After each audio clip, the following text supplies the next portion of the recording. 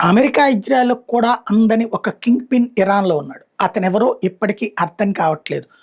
జుట్టు పట్టుకుంటున్నారు. ఇప్పటికీ అనేకం ఇరాన్‌లో అధ్యక్షుడి భవనంలోకే ఎళ్లి చంపేసినటువంటివి ఉన్నది. హమాస్ అధ్యక్షుడిని ఇరాన్ సెక్యూరిటీ ఉండగా మిలిటరీ దాంట్లోనే చంపేసినయి ఉన్నాయి. ఇరాన్‌ని ఫుట్‌బాల్ ఆడిచ్చేసింది ఇజ్రాయెల్. ఇరాన్‌లో అణువణువు వాళ్ళకి తెలుసు. కానీ ఇప్పుడు రూటు మారింది. ఇజ్రాయెల్ వల్ల కావట్లేదు, అమెరికన్ సీఐఏ వల్ల కావట్లేదు. ఎందుకంటే మొక్తజా ఖొమైనీ ఎక్కడున్నాడో ఈ రోజు వరకు కనిపెట్టల. మొక్తజా ఖొమైనీ తీవ్రంగా గాయపడ్డ మాట వాస్తవం, బతికున్నాడో లేదో తెలియని మాట వాస్తవం. స్టిల్ ఇరాన్ కూడా ధృవీకరించటం లేదు. ఎక్కడున్నాడో చెప్పదు. ఆయన పేరుతో ప్రకటనలు మాత్రం వస్తుంటాయి.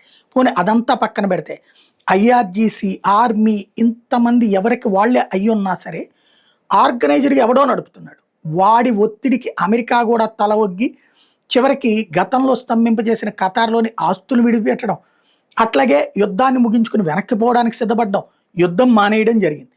ఎలాంటి ప్రెషర్ చేశాడు? గల్ఫ్ దేశాల మీద దాడులు, అమెరికన్ బేసుల మీద దాడులు. ఇదంతా కంటిన్యూగా ఇప్పటికీ జరుగుతూనే ఉంది. భయపడుతోంది, బెదురుతోంది, గెలిచామన్నట్టుగా డ్రామాలాడుతూ వెనక్కి వెళ్తానంటోంది అమెరికా. కానీ మేము అన్నిటికీ సిద్ధంగా ఉన్నాం, నీకు దమ్ముంటే రా అని చెప్తోంది ఇరాన్.